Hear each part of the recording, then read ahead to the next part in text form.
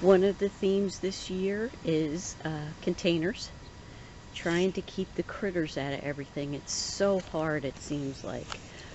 We have some lettuce planted here. I've put a second crop of peas in these containers, and they'll end up climbing up the fence. I've had good luck with them doing that before. I still have the tunnels down. I haven't uncovered them yet this morning. It's still only 36 degrees. Oh, as I was saying before, we've had 3 nights in a row of below freezing temperatures, quite unexpectedly. One night it went to 18 degrees Fahrenheit, and that's -7 Celsius. I checked so that way I could tell you guys. As you can see, the daffodils are still a little droopy this morning. The peonies haven't been affected, thank goodness, so I'm glad about that. Let's take a walk up top. One thing that I was very saddened by is the bleeding hearts. I hope you could see them. I don't know, there was such a hard freeze that normally when I know one is coming, I cover them up, but these are just bent over and they haven't come back up again, so I'm not sure how they're going to fare. And that was from the night with the 18 degrees at night. We didn't have frost that night, just the freeze, and the ground, the top inch or so, did freeze over. I had gotten the whole iris bed cleaned out. Knock wood, I haven't had more trouble. These irises all look well and healthy. Sorry for the shadow.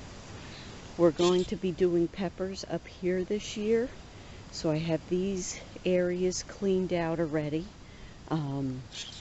so that way the peppers will get the most heat and hopefully they'll do very well here. I'm glad to say the apple tree has not blossomed yet. The leaves are out and they don't seem any worse for the wear. But I'm glad they didn't blossom because I definitely would not have gotten any apples. And there is a rhubarb plant that I had started from seed about 2 years ago. So I'm hoping to be able to harvest something from that this year.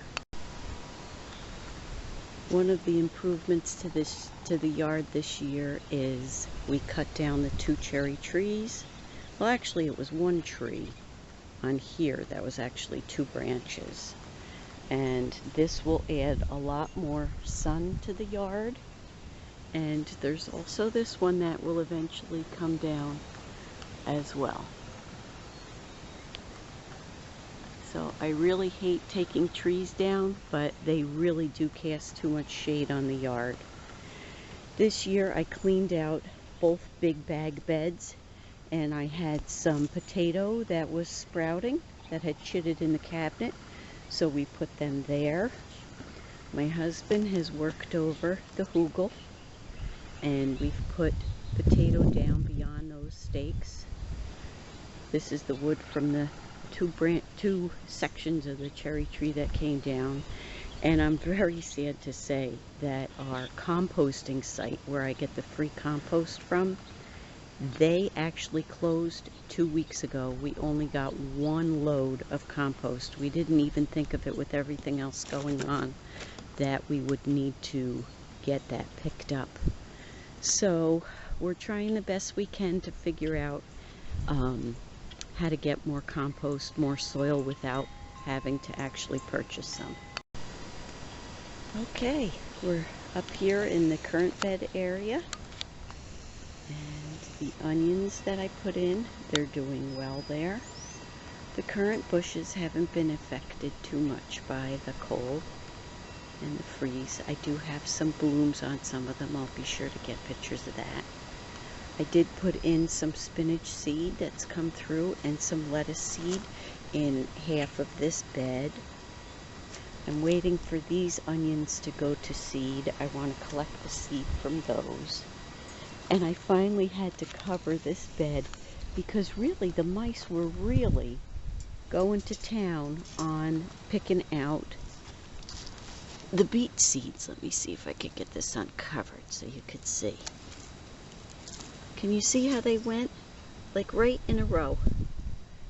And there's over there, and here, here, here. So at least they have some coming through. So that was part of the reason why I filled that hole flat. See, here's another hole. Why I filled that hole flat. That way I can come back and put beet starts in here. But this little mesh, it's called tulle. Usually you buy it in the fabric store for generally doing like wedding veils and wedding dresses and stuff. Works really well at keeping the critters at bay. So it's just a thought. I did get out some, I want to say it's rutabaga and turnip, and I don't know if somebody came along and sat on these or what happened, but I have a couple more starts in the house. And I put some onions in here. It did freeze, see? This is really pretty solid, so it's cold. I don't know how it will have affected. Let's see if I can get a nice shot of these flowers.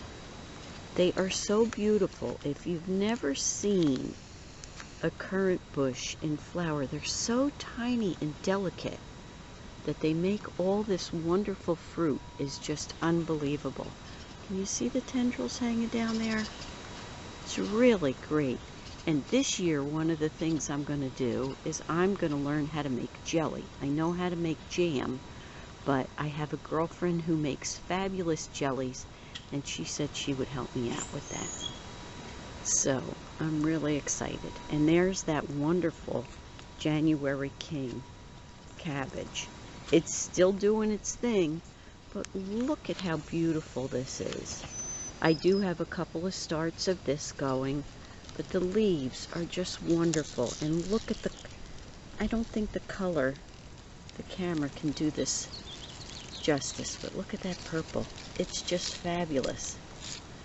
So that's kind of what we have going on amongst everything else. Oh, there's, this one makes me really sad. This is my other bleeding heart. This one just got totally frozen. So I don't know whether that one's going to do well at all this year or not. But that's nature, just like everything else going on in the world right now. So I want to thank you for joining me today on today's April tour. It's the first one for 2020. Maiden garden bed has been cleaned out. Thank you for joining me today. Thank you to the new subscribers and those that have been with me on the journey for a while. I hope you're all well and safe. Have a great day. Happy gardening.